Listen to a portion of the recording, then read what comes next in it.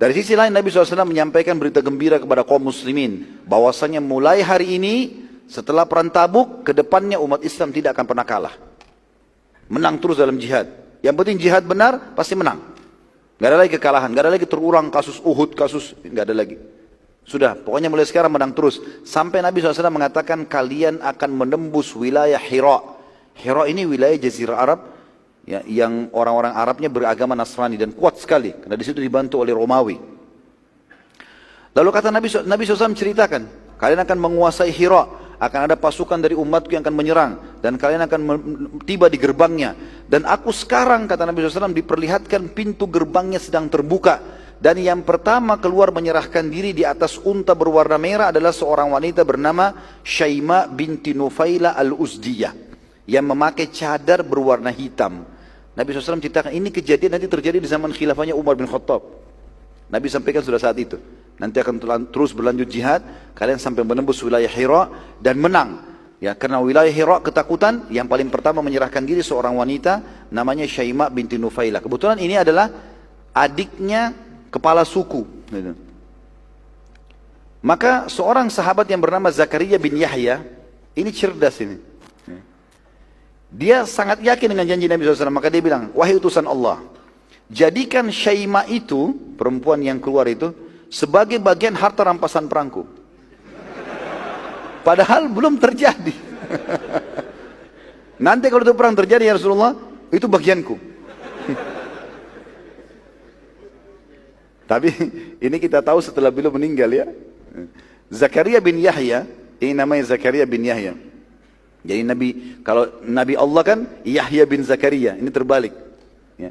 Zakaria bin Yahya ini ikut dalam peperangan Hira yang terjadi di zaman Umar bin Khattab yang dipimpin oleh Khalid bin Walid. Pada saat itu kebetulan karena di zaman Umar ada sahabat ikut tapi kebanyakan tabi'in. Banyak yang nggak kenal Zakaria ini siapa. Sahabat iya, tapi bukan sahabat yang banyak meriwayatkan hadis, biasa saja gitu. Bahkan sahabat ini dikenal tidak bisa baca, tidak bisa nulis. Nanti kita lihat bagaimana kasusnya terjadi. Dia ikut di peperangan itu. Dan terjadi seperti yang Nabi SAW gambarkan. Begitu pasukan muslimin mengepung berapa hari, mereka mengalah, dan pada saat mengalah, Syaima binti Nufaila al-Uzdi ini betul-betul keluar. Seperti Nabi gambarkan, di atas unta merah, pakai cadar warna hitam gitu. Maka waktu itu dia menyerahkan diri. Begitu menyerahkan diri, Zakaria langsung dekati. Dipegang tali kekangan untanya. Ini bagianku.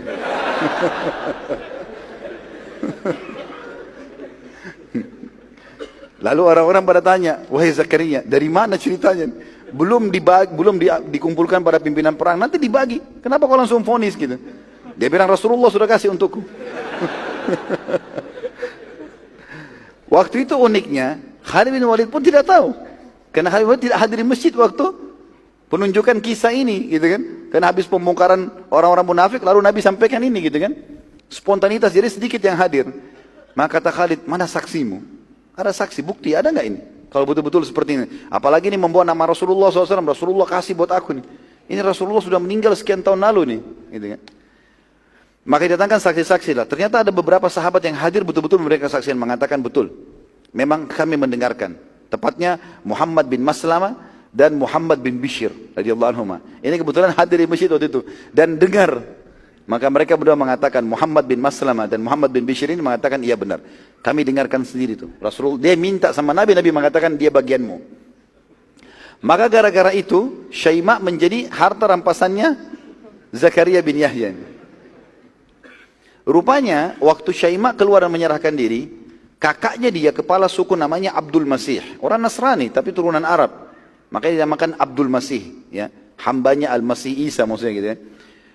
Abdul Masih ini bin Nufaila, saudaranya Syaima keluar dengan membawa kesepakatan damai. Tapi masalahnya Syaima sudah menjadi tawanan perang. Gitu kan? Abdul Masih lalu menanyakan kepada muslimin, di mana adik saya tadi Syaima? Mereka bilang ada bagiannya seorang prajurit Zakaria. Maka Abdul Masih datang, mengatakan, wahai Zakaria, kembalikan adikku, aku tebus berapa saja kau minta. Jadi saking tidak bisanya membaca Zakaria radhiyallahu anhu ini, beliau bilang, demi Allah kau tidak akan mengembalikan kepadamu kecuali kau bayar 100 dirham. 100 dirham ini kecil, murah. Sedikit sekali. Abdul Masih nggak pakai bicara, langsung kasih 100 dirham selesai. Diambil adiknya gitu. Kalau antum mungkin tidak mau dibayar ya. Para prajurit datangi Zakaria setelah itu. Apa yang mereka bilang? Kenapa engkau hanya minta 100 dirham? Demi Allah kalau kau minta 100.000 dirham, pasti dibayar. Karena ini orang kaya, ini kepala suku. Gitu. Apa kata Zakaria? Apa masih ada angka di atas 100?